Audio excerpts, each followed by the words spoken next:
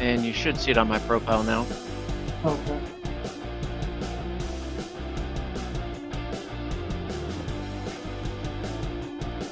Yep.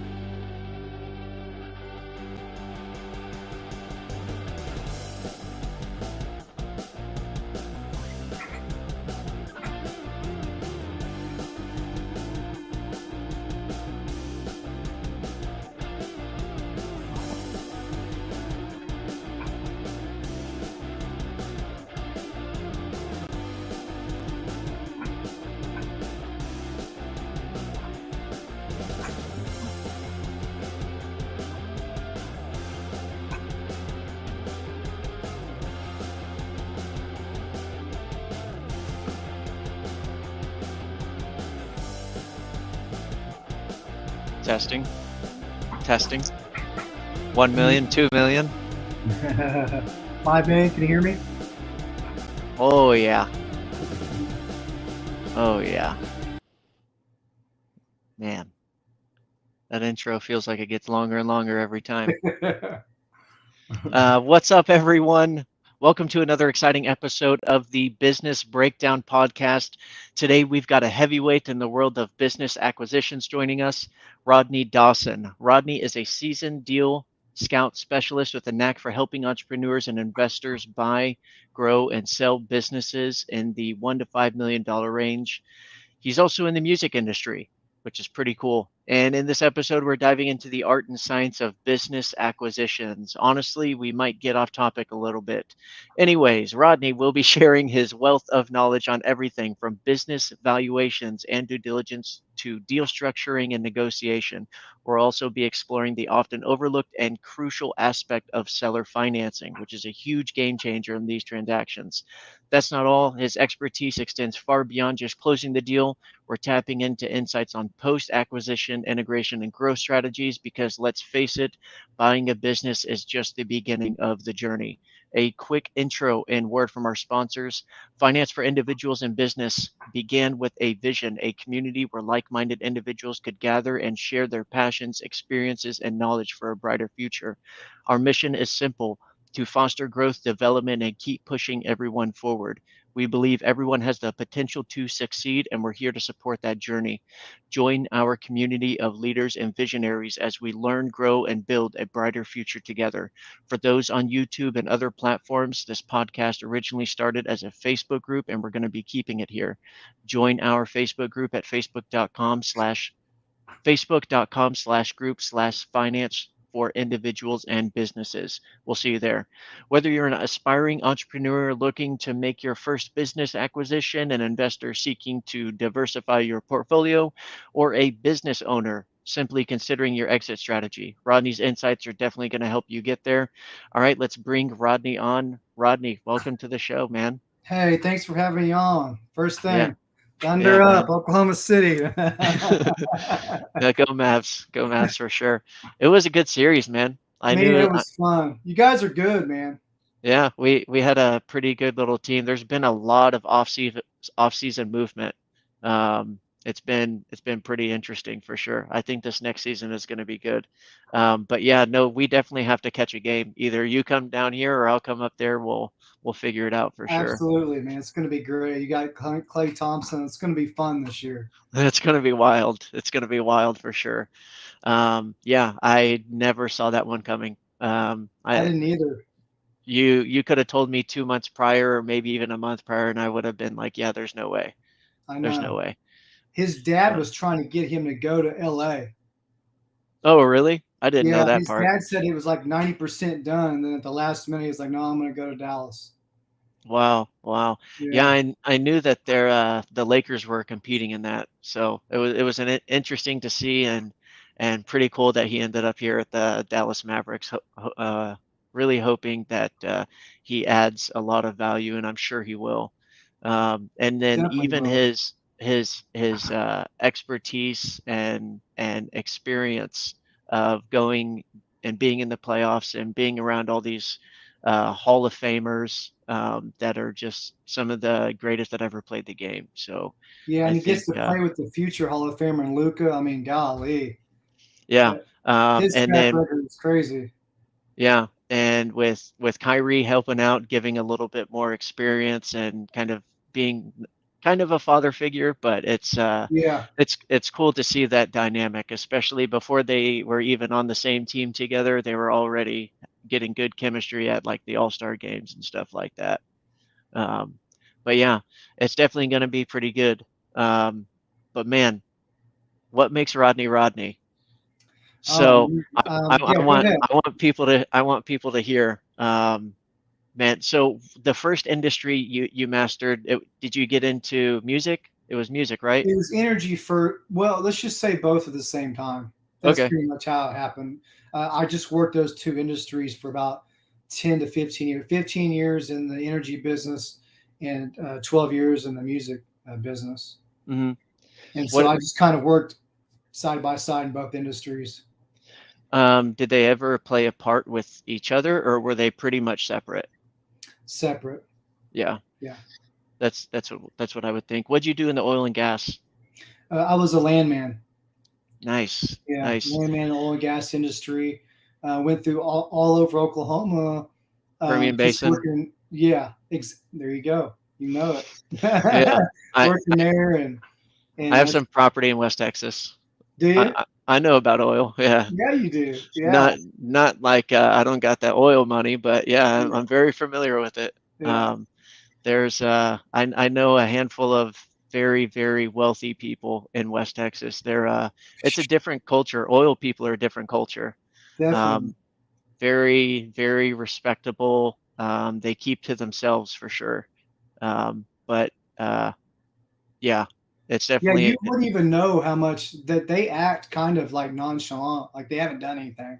yeah, yeah. There's yeah, you just wouldn't know. It's a lot of them are pretty humble, even though the a handful of them can be boisterous because they're just confident. I mean, the being in that industry, especially doing like if you're a roughneck and having to deal with all that stuff, I'd be pretty confident too, especially being in shape and all that stuff. It's and getting paid well to do it, and only doing it for maybe 6 months out of the year, and then Right. relaxing and Yeah, hanging out the rest of the year. I mean, that's right. it's a pretty sweet gig. It's a pretty sweet gig. I knew a handful of roughnecks who went and blew their money though the second they got off the job. So they Yeah, yeah. bought some boats and lost some boats, and Boats that's and hose yeah, that's it'll do it. It'll do it for sure. and bottles. Yeah. Oh yeah. Oh yeah. Drugs too. Drugs get in there, but pretty Yeah, much the kind of entertainment that you would expect yeah. from blue collar. Roughnecks, blue collar. Yeah, Yeah. yeah. But it's not always a bad thing. There's a lot of passion and fire there. I think There is. they're really good people. But the music industry, Mhm. where or let me go back. You're a landman for where at? 15 years in Oklahoma. Just Just all around yeah, Oklahoma? yeah. I was pretty much working in all of Oklahoma. Okay. South, north, east. I mean, anywhere you can think of. Sometimes I would go to Texas. Sometimes I would go to Kansas every now and then. Okay. That's about as far as I went. Yeah. What what part of Texas were you in? Um, Cleburne, Texas. Okay. Um, That's just and south of I me. don't remember the name of the other county because it's been 6 or 7 years, but it was right inside, kind of Denton area. Yeah. I don't remember the name of it, but it's a little small town. Yeah. But There's that's it. yeah, Cleburne, there's a Texas, and that's small. They didn't even sell alcohol there. yeah, Dry County. How long ago was that? Cleburne, Texas was probably in 2012. Damn. And they were dry then? Yeah, Wow. I don't I wonder if they're still dry. I don't know. I have no idea. But it wouldn't surprise me. It wasn't only until like kind of recently that there's some towns around West Texas that I'm familiar with that are no longer as dry as they used to be. Now they have alcohol drive-throughs. Um, Oh, so wow, I like that. it's kind That's, of a switch, but I think that all kind of happened with COVID. I'm sure yeah, that was a catalyst for a lot because alcohol sales went through the roof, and not a bad gig to be in. Not a bad gig to be in. not at all. With the music industry, how did that start?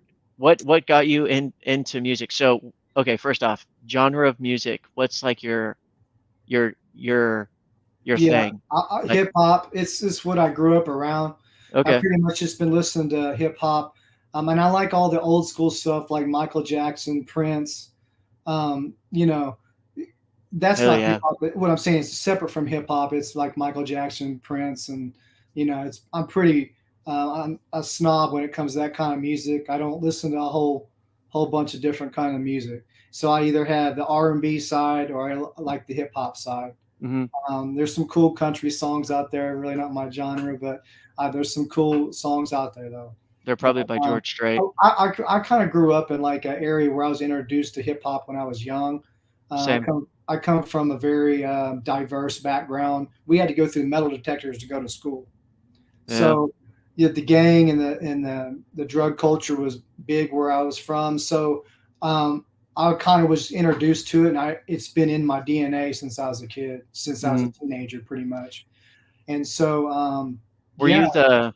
Were you the minority at your school? Yeah, yeah, it was close. I would say we were probably about 30%, and the rest was Chinese or the Asians and the blacks and Mexicans. Yeah. Yeah, and we were the minority. The my upbringing was middle class. Hmm. My middle school and Same. high school, it was mainly white. But the thing is, like right after school, I'd be going to boxing. And boxing, I was pretty much the only white boy in that gym for a very long time, and I got my ass kicked a lot, Yeah, in a good way, in a good way. yeah, But hearing that music, being around the culture, and yeah, it's cool. It's yeah. cool. It is. I've always that's where I started listening to hip hop. That's where I started listening to stuff like Most 50 Cent, you know, of Mm, course Eminem, the mainstream stuff, E40 here and there. yeah, I honestly I like any kind of music. I've played a couple instruments, piano, drums, you know, that kind of stuff. Um, and it's yeah, I've always liked music. If I could hear a beat, hear a music, or hear a beat or hear a lyric, I think it's there's just a lot of talent out there, and music really, um, I think it brings a lot of the world together. yeah. It does. Even if you're like in a completely different country, Oh yeah, completely different language, like um, there's so many songs that go viral from other countries that not necessarily unite the world, but unite people in groups that you wouldn't expect. Um, but it's cool. It's cool. Music's definitely. I've awesome. seen videos online of like in Germany, Amsterdam, and I mean it's wild. The concerts are crazy.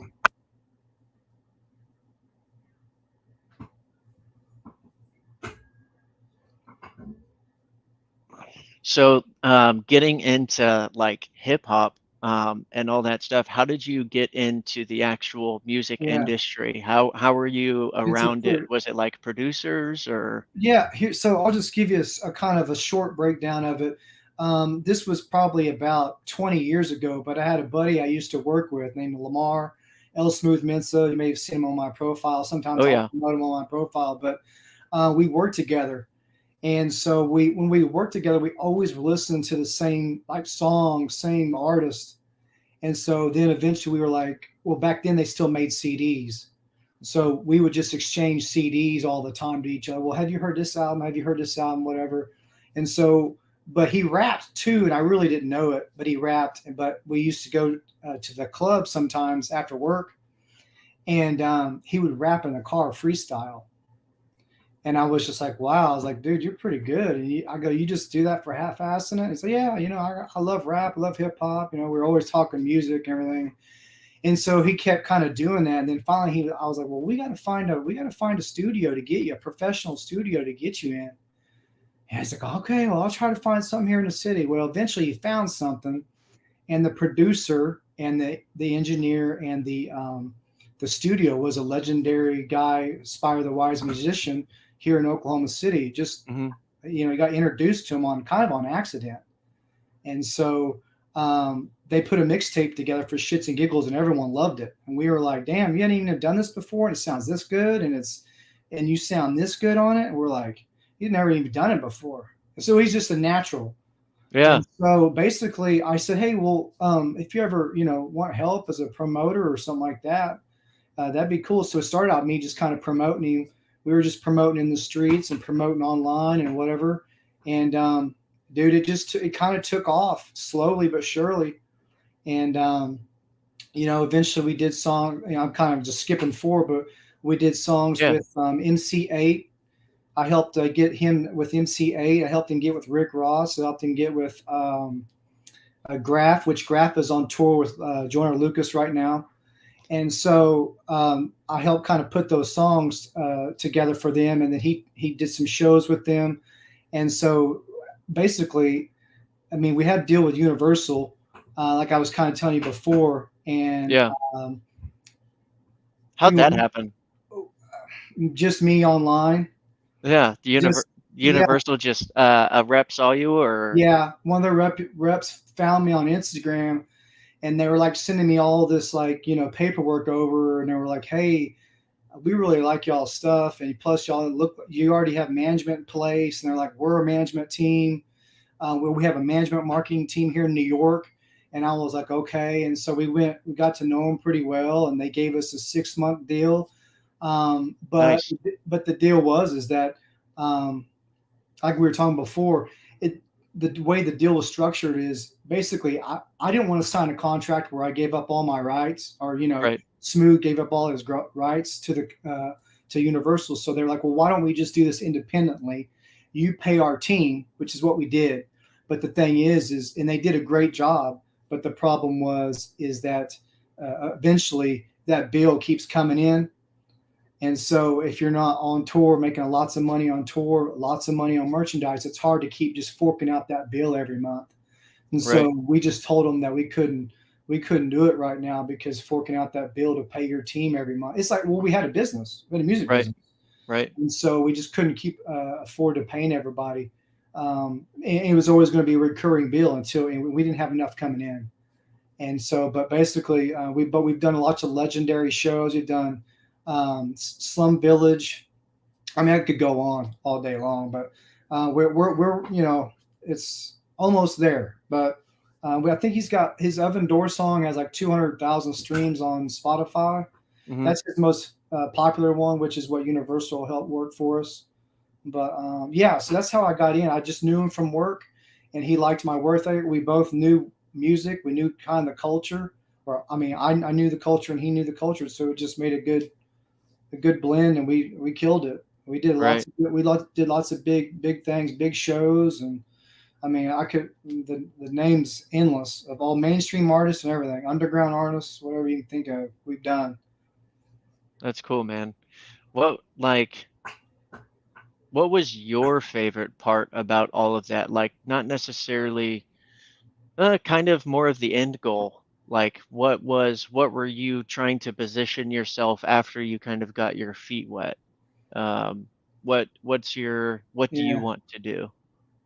the end goal for the music industry. Yeah. Yeah, the Or, basically the end goal was for me to have my own team behind me with a major, mhm, and we weren't able to get that far yet, and so I kind of retired from it for a while because I knew I was going to need a lot of help, right, and but I wanted to structure it as my own personal label connected to a major label, kind of like be independent but use their platform, right. which we were doing, but we didn't have big enough team, we didn't have big enough income, so we had to cut them loose. So, but that's the way it goes. The cookie crumbles sometimes, and so we'll see what happens in the future. You never know. But that's what I wanted to do. I wanted to have our own team, our own label connected to Universal. That was the goal. Almost got there. Yeah, for sure. Close. With the transition, like with the music industry, like there's been a really big shift from like CDs to the digital world. Hmm. And I know that's taken away a lot of revenue, capital opportunities um, Yeah, it has. from these artists, and it's definitely changed the dynamic. What's probably one of the bigger effects that you've seen that kind of, I guess, hinders artists, even in the digital age? Because don't get me wrong, there's a lot of things that can be leveraged in the digital age. Um, there's a lot of things that can be done, but like you're not selling albums, you're not selling physical albums anymore. I remember going to Virgin Records as a kid in the 90s wanting to get an album, listening to something on the headphones. Like you don't really do that anymore. Um, it's just been an interesting kind of transition that I've got to witness myself. But obviously, you were probably stepping into that world by then, Yeah. or even thinking about it when I was just listening to music. But the dynamics completely changed. Yeah, then you only get paid. You probably know this, but I think it's 3/10 of a cent or whatever per song, per stream. I mean, Three so like tenths. yeah, like Is it zero tiered? 0.0003 is what you get paid per stream. Damn. Yeah, and think about it back in the days when we used to do CDs and we used to buy them, they were $10. And if Yeah. you don't have somebody that knows what they're doing with that music on Spotify, Apple, wherever, I mean, dude, you're not gonna make a dime, Yeah. literally. And that transition doesn't even make sense. So even let's to keep the math simple, you have 10 songs on a CD, you sell it for $10, that's $1 a song. Whenever you go from that to, point 0.0003 Yeah, cents per stream or per play, that just doesn't add up at all. no, Um, is it the is that with Spotify only Spotify? Is that only yeah, YouTube? they're different. They're different, but very similar. Like some have a little bit Gotcha. more, and some have a little bit more. I mean, but it's not nothing to brag about. Like what I Right. mean. So yeah, it's not good. They've taken that whole part of the artist making money. Well, because the record labels are in with the platforms. Yep. Yep. And they all kind of own each other also, I'm sure. There you go. They have Back. shares with each other, so it's like taking money out of your left pocket, putting it into your right pocket. There you go. It's You got it's to kind figure of it out. yeah, it's kind of like BlackRock. They own Hmm. everything. They own everything on one aisle, it doesn't matter if you're buying a competitor shampoo or not. They're the majority owners of all those companies. There you go. You Yeah. nailed it. And that's how. And the only way. And here's the deal. A lot of artists say, "Well, I need to be on the road making money." Dude, you know how much money you spend on the road? It's. I mean, this kind of sounds wild to say, but because in the music industry, no one would ever say this. But if you really break it down, it's so expensive to be on the road. Like even Russ said something. The artist Russ said, like, "Well, you should just stay home and sell merch and put music up all day." He said because it's so expensive, which I agree because that's why we never really went on the well, we went on the road, but it wasn't consistent because the money you're just doing this the entire time. You're just Yep. so It's when you all do marketing and all promotions. yeah, it's another bill. And Yep. so if you can't fork out that bill in the music with the tour, um, and then you got to market the music online. I mean, dude, it's just like becomes a revolving. You have bills coming in all the time, and you just can't keep up. And so Russ was saying was like most artists should just stay at home now Yeah. and sell their merch on their website, right? And then sell their music online. Yeah. And I was like, wow, I mean, I thought it was kind of wild. I was like, man, because you're known like if you're a good artist, you're supposed to be on tour. Like that's kind of like that's what you're supposed to do. But it's so expensive. Why do it? It's like another big ass bill. Right. I uh I mean, like this is just me thinking out loud, but if I was an artist, I would want to be at home doing nothing but making music and making social media and doing posts on every platform as much as possible, or even like just getting a social media marketer to do it for me. While I continue to create music, and they're just in the studio with me and recording me and stuff like that. That's just one person that you got to kind of leverage. And I think that, I mean, social media across all platforms is pretty much free advertisement. That's right. And you know that. It's just, yeah, the dynamics completely change. Yeah, I mean, I did that, and that's how I got half my followings from the music industry. Yeah. Or And so that's how I kind of built my first half of my following up, doing what you're talking about. It's free, so just put it out there. yeah. And part of the old hustle was grinding it out and selling your CDs on the streets or at events or Yeah, just we did that. walking. Yeah, we did that as well. Yep. Yeah, yeah. Yeah. That's definitely part of the journey for sure, Yeah, man. it's fun. I mean, the thing I liked most about it is I got to live out my childhood dreams. Yeah. I I mean, really did, and they're I not done actually was yet. a part of it. Like I was a part of it. Like getting MC8 and I think that was my favorite personally because that I grew up watching that movie, and Yep. so here I am.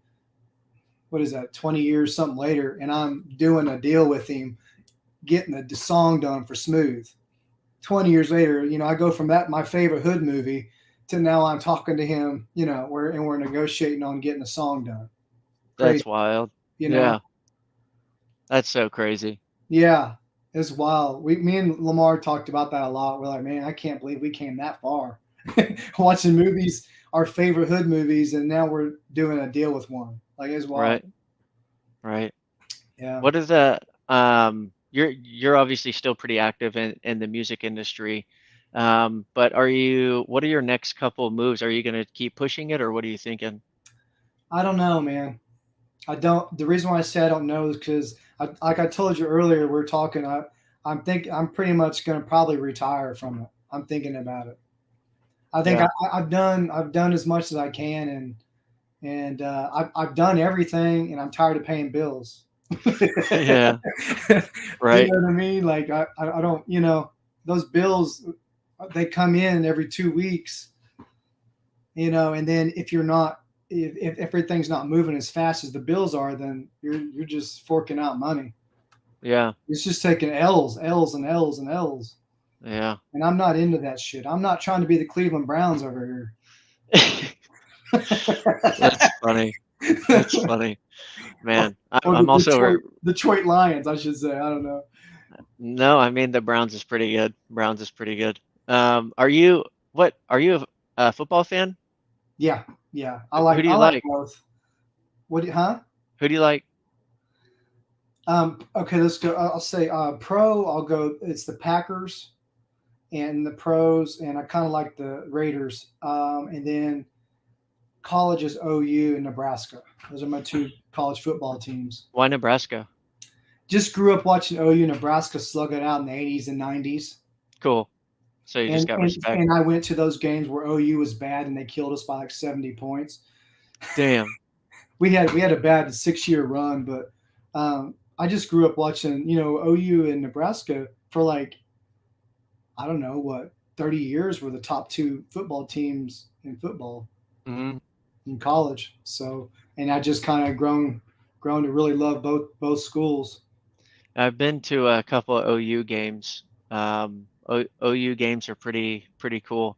Whenever they do the Boomer Sooner thing, one Yeah, side says Boomer, the other side says Sooner. yeah, It's and you feel it in the stands of it rumbling, and people aren't jumping or anything, but they scream so loud that the stadium vibrates. yeah. Um, it's definitely in a pretty crazy college environment. It really is a great football.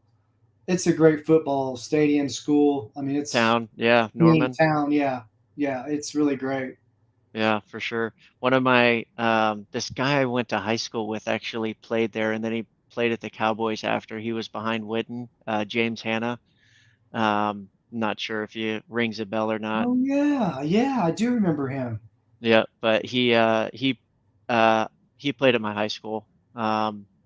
But he was in my class. I remember the first time I saw him, it was like maybe sophomore year whenever he got there. I want to say it was sophomore or junior because Hmm. he came from a private school, and this guy just walks in, balding more than I am right now, with like kind of a buzzed head, and I'm like, "Are you the new coach?" And no, he's a player. He's putting his stuff in the locker. He was a big dude. He was a big dude, and I'm over here just I'm a corner. I played corner, strong safety, and a bunch of special teams. I was just quick, and I had a nice little pop with my boxing background. Anytime I got to play man, I got to hit people off the line with my hands, so that was always a pretty fun part for me. Yeah, But you were used to that. oh yeah, but yeah, it was football's awesome. OU was just incredible to go to. I haven't been to a lot of Okay. Who do you like? college stadiums. Cowboys, right? Yeah, Dallas. Cowboys. Yeah. Cowboys. I also used to like the Chargers because I was a Lindanian Tomlinson fan because he came out of Yes, I liked him a TCU. lot. I love their Yeah, jerseys, dude. yeah. Their Are you talking about jerseys are TCU so or nice. Chargers? Both, honestly. Yeah. Oh, well, the Chargers. Yeah. Tomlinson was. I like him a Yeah. lot. Yeah, Lindanian Tomlinson was so dope to watch. And then whenever he went to the Jets, I was kind of sad, but he did end up coming back, I think, and retiring with the Chargers. But Yeah, he did. um, he, yeah, he was just an amazing athlete to watch. Get to go from college to the NFL for sure. Um, but yeah, and then so after music and everything, you got into business acquisition or business Mhm. ownership, or what was your next move? Yeah, pretty much. I was in a private equity firm, the Blue Collar Millionaires, Hmm. and I was kind of like a deal scout for them and for myself. I was looking for them and me, and I did that for 2 years. Some of their prominent name is Mark Evans, the deal maker. He's a pretty he's multimillionaire. Flies a jet, his own personal jet. So he was in our group, and we had a good group. And I was in there for 2 years. I'd bring deals to him. I would go over my deal that I liked or I thought I might not like. And so we did that for about 2 years. And so now I'm looking forward to networking with some more investors and some other groups and seeing if I can't help them and help myself as well. I'm looking for a business to buy between, I want to kind of do it big. So I'm trying to probably around 2 million to 10 million range For is where sure. I want to buy at in a certain niche. So like that would be like landscaping, uh, I think, golly, I haven't named them off in a while. But landscaping is one. Oh, pest control. So landscaping, pest control. That's two businesses that I definitely look forward because it's repeatable business, and that Right. it's if you have a right team behind you, those things can get big. Like I was gonna hoping in this deal that I was doing with them, a pest control company. They wanted $500,000, and but they didn't want to sell the business, and they were doing 5 million at the time, and so they didn't want to give up control. They didn't want to sell, but they wanted me in with the company, and they said, well, if you put a down payment, be an investor, we'll give you a certain amount, but they didn't want to sell it. But so I backed out, and but man, they sent me their quarterly reports 2 days ago, and dude, they're already at 6.2 million. These guys are rolling, so I'm pretty upset about that. Are, I are you gonna wanted try and get back in that deal or what? to know because they already got another investor to give them the Got a money. good That's player. Good. the reason why I didn't get in was because they didn't approve me of giving me the money for it because they were like, well, we want control, and they wouldn't give it up. Yeah. And so I was pretty disappointed in that because I was like, well, I said, okay, well, did you get the 500,000 that you wanted? And he was like, yep. I was like, Yeah. yep, yeah, that's what I figured. Well, it sounds like he's still luckily found a good deal. It doesn't always work like that. But good for his growth, man. I'm Yeah, sure he's killing it there's right now. there might even be like another opportunity in the future, or definitely someone to keep in touch with. Yeah, and I know With that. whenever you're looking for a company to purchase, what are like the first couple things that you want to look at or look for? Because it's not Management. management, yeah, Yeah, culture, if they don't have any management, meaning like if they don't have a GM, a sales team, a secretary that's answering phone. yeah, If you're really good at it, like if you have major experience, long term experience, and and you're a person that's built multiple businesses, okay, you might do that. If you don't have management, you might buy that company because you can go in there and build it up and build it up and sell it, do whatever you want with it. right, But someone like me, where I don't have experience in taking a company and putting everybody in place and then building it at the same time, to me, that's hard because for finding sure. people to do the job right is hard. So I look at it like, okay, how long have these people been here, and how many, do they have a GM, a president, sales team, secretary, and how long have they been there? That's how I looked at it right out of the gate. Like, and that's what I kind of got criticized for. I would just kick deals as soon as it looked hard. I was like, no, because there are businesses out there that sell all the time that are set up perfectly, and that's Hmm. what me being an over analyst, that's what I'm looking for. So it's just Right. if your management is set in place and they've been there a long time, I'll I'll give it all I got to try to get that done. Yeah. Yeah, for sure. It's having having that business continuity post acquisition is a really It's that's the only everything. thing that makes the acquisition worth it. Um, unless it's like an asset purchase, but even then, business continuity still has to be there, or else it's not really going to be the value isn't going to be there as much. Yeah, Um, so culture management, just pretty much be able to keep the ball rolling. Um, yeah. there's Oh, hold on one sec. yeah, yeah, Get this door. good. I'm on the phone. What's going on? You need to come back here? No, I'm on the phone.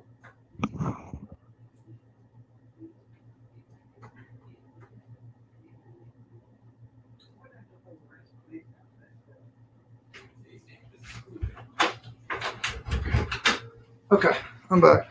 All right, my bad. I had an interruption. Um, good time for a water break. Are you drinking a gallon a day right now, or Yeah, like I half a yeah gallon? yeah. I keep right about a gallon. Are you whenever you work out, do you sweat a lot? Yes. 'Cause I don't know how heavy your cardio is. 'Cause I know we kinda talked about your heart rate. Keeping it at that level is pretty I kinda want you to explain it yourself, 'cause it's good. It's good, I like it. Yeah. Basically, what I've learned is that your heart rate when you burn the when the body fat burns off of the body, your heart rate's got to be at a certain level. So you can sweat, but really all your like if you don't make it to that level, like mine has to be at 119 at my age. Now every age bracket's different. So like yours might be 115. I think yours probably about 116. Well, mine's got to be at 119. So if I can get to that 119 and hold it there for 30 minutes, I'm burning fat the whole 30 minutes. Yep. Um, what a lot of people do is they just go in there and they walk and jog and they don't get it up high enough and they don't Mhm. burn enough body. You know, you see a lot of people on the treadmill sometimes and they never really, body never really ever changes. Yeah. It's because they're either doing two things. They're not eating right or they That don't have their heart rate or they don't have their heart rate up enough to burn fat. One of the two. Yeah. Yeah. Diet's a really big piece. I've come across a lot of people that were just like, "Oh, I've tried everything, done everything, and I haven't lost weight, gained muscle, whatever." And I just, it's super, super rare for someone to have like a serious medical condition that would allow them to not lose fat and also not gain muscle. Um, it's but yeah, it's pretty rare. But I do, and to answer your question, I do sweat a lot, but I will say I sweat more sometimes different on different days. Like Monday, I might not sweat at all, but on Wednesday, I'm sweating like crazy, and Friday, I'm sweating like crazy. Or it yeah, might be one day, Wednesday, I'm just pouring, and then Friday, I don't sweat that much. It's hard to explain, and yeah. sometimes that might be water retention. I don't know. Um, maybe something to do with that.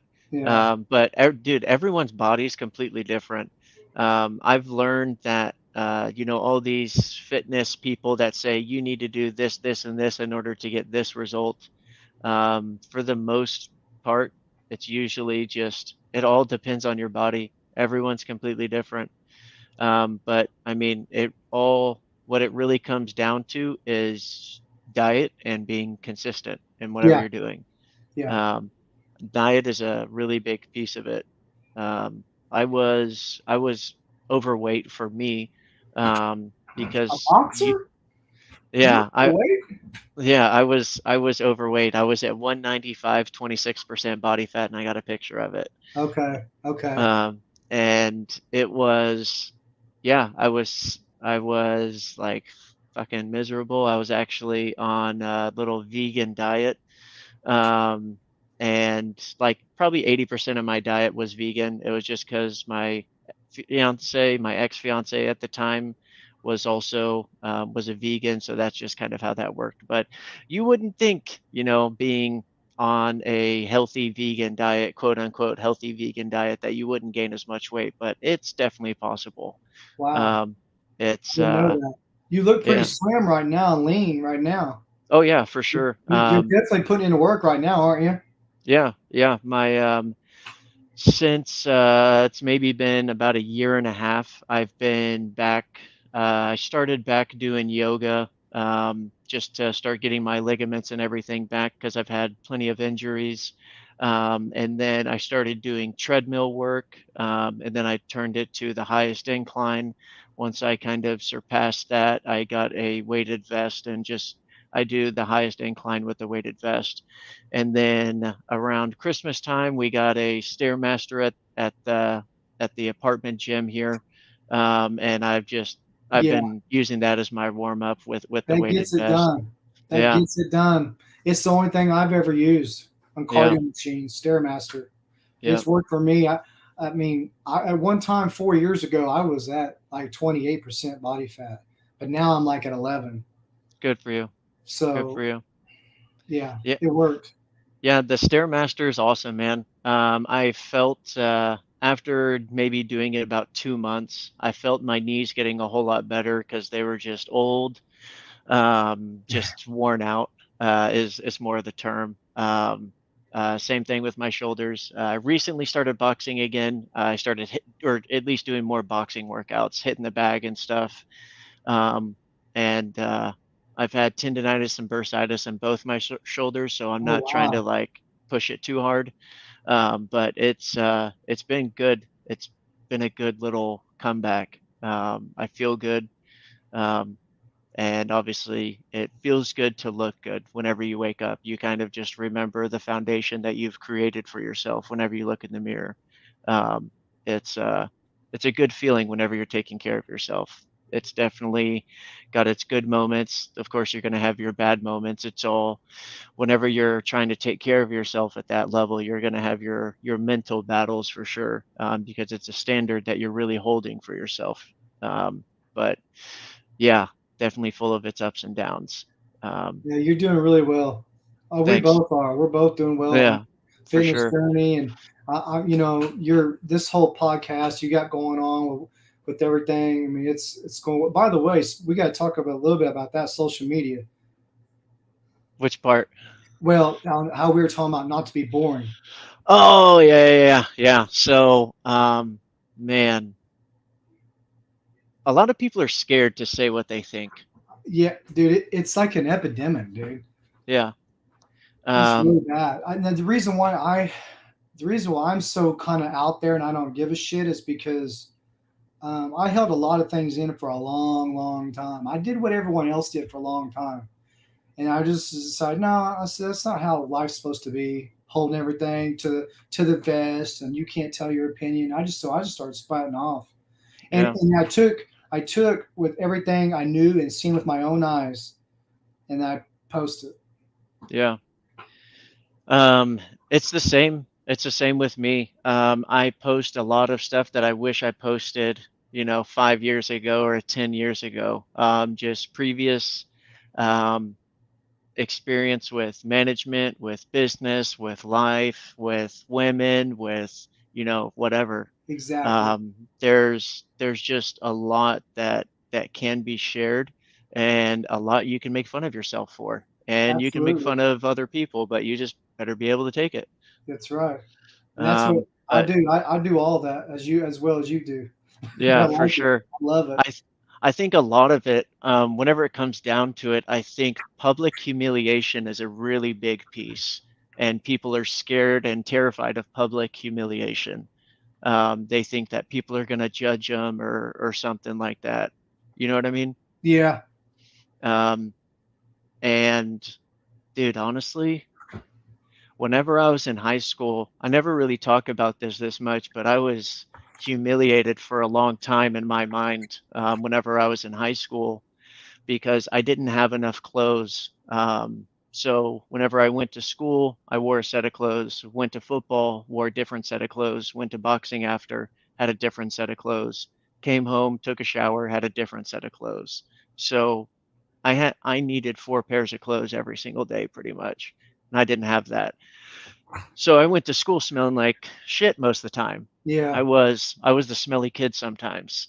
Um, yeah, Yeah, Nobody really said much to me. Everyone was kind of respectable. But yeah, that's just it's just shit you go through. yeah. I just think we're both on our way to big things. Yeah. I Yeah, really for do. I sure. like what you're doing with the podcast. I like your, I like how you don't hold back online. But you keep it business as well. You know, Yeah. and that's Yeah. good too. And that's good. I think that's what way everyone should be, to be honest with you, because a lot Yeah. of people hold back. And and honestly, a lot of them deals in business acquisition that came across my plate was me just online talking about it. Mhm. Like I wasn't even like doing anything. Well, I just said, hey, looking for this. Boom, here comes two owners. Like Right. that's all you have to do. It's not really hard, rocket scientists. And a lot of people are scared to even do that. Right. And it's not like you have to be the super master number one person in that arena to talk That's like you're right. knowledgeable about it. You don't have Yeah. to have a degree to talk like you're knowledgeable about something. Um, I mean, I didn't get a degree until I was in my early 30s. I finally got it whenever I was 31. And before then, I didn't have a piece of paper that proved my knowledge.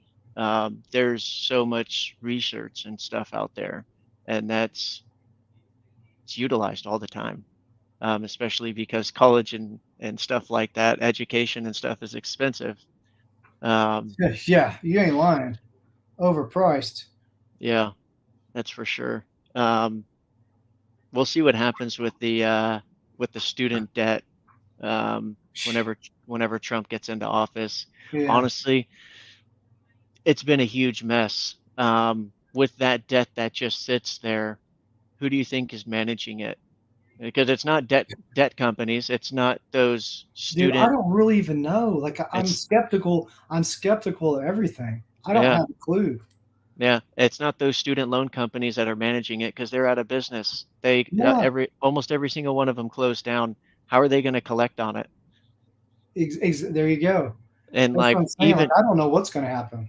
even once it ramps back up, I doubt they'll even be able to collect on it like as efficiently as possible, and it's going to take a long time to fix because they just turned everything off. And I mean, I get it. It's part of the COVID relief, but to an extent, I mean, what else are you going to do? Um, I just those companies shut down. We'll see what happens. We'll see what happens for sure. But anyway, social media, man. There's been a handful of things. So my social media experience has been pretty interesting. Um, Before I started my health insurance agency, I started my health insurance agency 3 years ago. Before then, I never talked about business really on Facebook.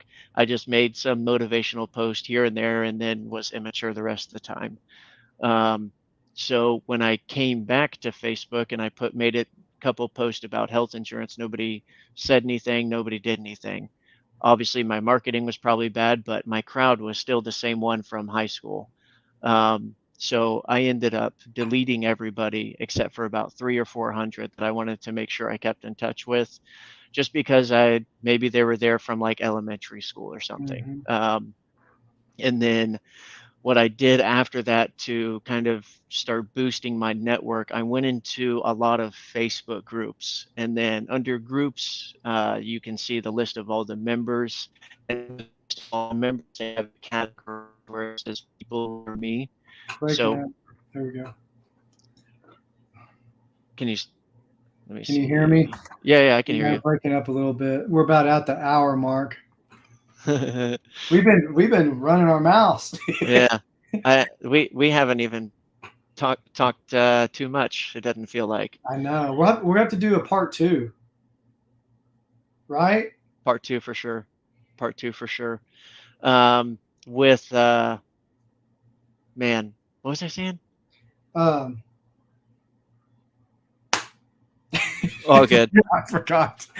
Um, yeah, but What's your name? I'm just kidding. I uh, forgot completely what we were talking John, about. no, student loans, Yeah. business. Oh, growing my social media. Yeah. So after I deleted all those people, Yeah. I went to members in Facebook groups, and then there's a little section that says members near me. And you obviously can see that obviously, I mean, those are less likely going to be those scam profiles from overseas and stuff like that. And then obviously if it says CEO, founder, owner, stuff like that, I would add them. And then from there, I started Yeah. posting more business related stuff, stuff that they could relate to. And then that starts getting them interacting with me, starts creating my, my, my brand, Yeah. of I talk about business. Um, and that's, and that's how I want to be seen. That's pretty much what I do every single day. Yeah. And that's what I do with almost every single one of my conversations. I only have three, maybe four friends in my life that I am not in business with. Um, and that's it. Uh, the rest I'm in business with somehow, whether I'm networking with them, I know them from the business or something like that. So I got rid of a whole bunch of friends a long time ago. Probably in my late teens, definitely in my early 20s. But that's just you really have to shed the fat and reinvent yourself into what you want to become. Yeah. And kind of doing that with my social media was pretty much what I've been doing the last 10 years is getting rid of people that don't necessarily contribute to the long-term goal. That doesn't mean that I don't ever want to talk to them again. It's just that I don't have time to give them. Time is precious. It's the only thing that's not being created anymore. That's why all these billionaires are spending so much money on trying to live longer. But Yeah. That's so true. um, yeah, I only have time to talk to people who want to grow. I don't like being around people who are mediocre, Yeah. or want to stay mediocre. Um, like for example, this is definitely a hot topic, but I wouldn't want to date a person who was out of shape. And that's because I want to live quite a bit longer. I don't want someone to not take care of themselves to blatantly break down their own body. And it's Yeah. people are just unaware of what they're doing because they aren't invested in themselves. That's right. They don't see the gym as one of the greatest investments possible. You're paying less than $100 a month, less than 200 if you're going to an expensive gym. I mean, and for that entire month, you have one-on-one time with yourself, your own mental game to figure out things to do differently, or maybe at that same time, you only designate networking calls or something while you're working out. I mean, there's just there's a lot of different avenues for growth. And if someone isn't trying to grow, it's just you're stagnant. um, you're static, and it's hard for me to stay motivated, stay relatable to someone who is static. um, that's just kind of what it is. um, I think that's a great approach.